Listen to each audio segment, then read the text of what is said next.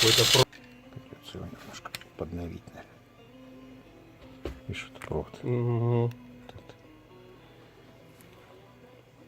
Ну, это нормально. Это как раз, по-моему, наш провод и попал.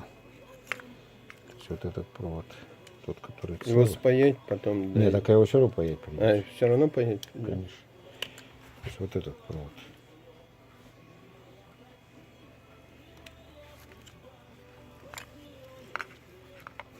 Вот он, видишь. Его все равно паять придется.